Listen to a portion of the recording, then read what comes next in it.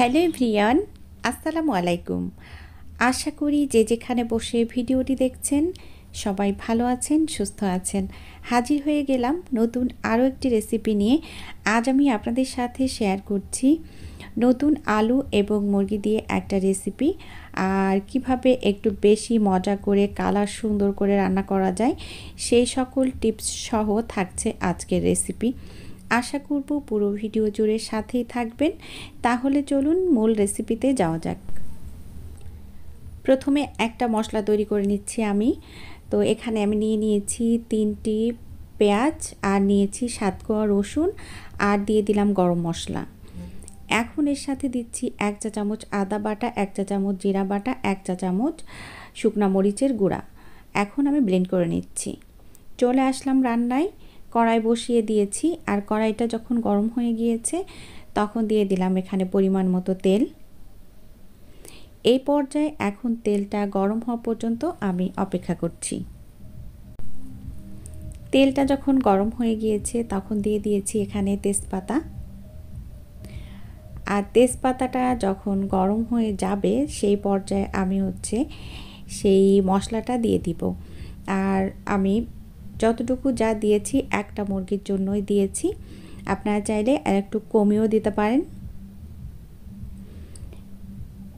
এখন আমি মশলাটা দিয়ে এই পর্যায়ে দিয়ে দিচ্ছি স্বাদ মতো লবণ, আর এখন দিয়ে দিচ্ছি 1 চা চামচ উঁচু করে হলুদের গুঁড়া। আর আমি কিন্তু শুকনা মরিচটাও দিয়েছি একটু উঁচু করে, তবে মরিচটা একটু কম হয়েছে। আর যদি ঝালের পরিমাণটা একটু কম হয় তাহলে কিন্তু কালারটা বেশি সুন্দর আসে না। তো এই পর্যায়ে আমি মশলাটাকে ভালোভাবে কষিয়ে নিচ্ছি কিছু সময়। একটু কষিয়ে নিয়ে এখন পানি দিয়ে দিব আরও ভালো করে কষানোর জন্য। এই পর্যায়ে আমি একটু নাড়াচাড়া করে মিশিয়ে দিয়ে আমি এখন ঢেকে দিব। আর ঢেকে আমি আজকে মশলাটা ভালোভাবে কষিয়ে নিব। কিছুক্ষণ পর ঢাকনাটা তুলে নিয়েছি, তখন দিয়ে দিলাম 1/2 চা চামচ পরিমাণ কাশ্মীরি চিলি পাউডার।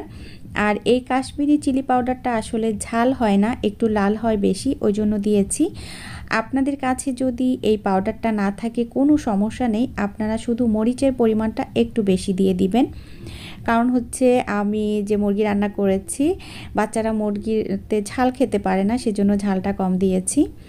আমি আবারও ঢেকে দিয়েছিলাম, তারপর ভালো করে কষিয়ে নিয়েছি। তেল বের হয়ে এসেছে দেখতে পাচ্ছেন। এই পর্যায়ে আমি সেই মাংসটা দিয়ে দিচ্ছি। এখন মাংসটা দিয়ে আমি ভালো করে কিছু সময় নাড়াচাড়া করব আর কষিয়ে নিব। আর আমি ঢেকে ঢেকে কষাবো। আমি কিন্তু আজকে এই মুরগিতে কষানোর সময় কোনো পানি ব্যবহার করব না। এভাবে আমি ঢেকে রেখে মুরগিটাকে ভালো করে কষিয়ে কষিয়ে রান্না করব। আর আজকে আমি রান্না করছি সোনালী মুরগি। আর মুরগিটা কিন্তু বেশি বড় ছিল না, একটু ছোট ছিল। আর এটা কিন্তু রান্না হতে একেবারেই কম সময় লেগেছে। এখন আমি ঢেকে দিচ্ছি। তারপর আমি ঢেকে দিয়ে এটাকে ভালো করে কষিয়ে নিয়েছি। আর দেখতে পাচ্ছেন এরই মধ্যে কিন্তু তেল বের হয়ে এসেছে, যে পানি বের হয়েছিল সেটাও শুকিয়ে গিয়েছে। এখন আমি এর মধ্যে আলু দিয়ে দিব। তো আজকে যেহেতু আমি নতুন আলু দিয়ে রান্না করছি, তাই আমি কিন্তু আলাদা করে ভেজে নেইনি। তবে পুরাতন আলু দিয়ে যদি রান্না করেন তাহলে একটু ভেজে নিলে টেস্ট ভালো আসে। যেহেতু নতুন আলু, আর নতুন আলুর কিন্তু স্বাদই অন্যরকম। তো এখানে একটু টিপস দিয়ে দেই। এখানে যে আলুটা কিন্তু আমি একেবারে খোসাটা ছিলে নেইনি। এই আলুটা ধুয়ে নিয়েছি, তারপর একটা চাকু দিয়ে ডলা দিলেই একেবারে উপরের আবরণটা চলে গিয়েছে। এখন আমি চুলার আঁচটা কমিয়ে রেখে তারপর বেশ অনেকটা সময় 4 থেকে 5 মিনিট ভালো করে আলু এবং মাংসটাকে কষিয়ে নিয়েছি। আর দেখতে পাচ্ছেন যে তেল বের হয়ে এসেছে। যখন তেল বের হয়ে আসবে তখন দিয়ে দিতে হবে ঝোলের জন্য পানি।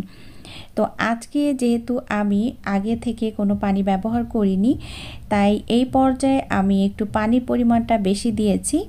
আর আজকে হচ্ছে একটু পাতলা ঝোল করব আমি, যেহেতু নতুন আলু, আর নতুন আলুর টেস্ট কিন্তু আসলেই একটু অন্যরকম। তো এখন হচ্ছে আমি আর ঢেকে দিব না, চুলার আঁচটা এই পর্যায়ে আমি একটু বাড়িয়ে দিচ্ছি যাতে করে তাড়াতাড়ি বলক চলে আসে।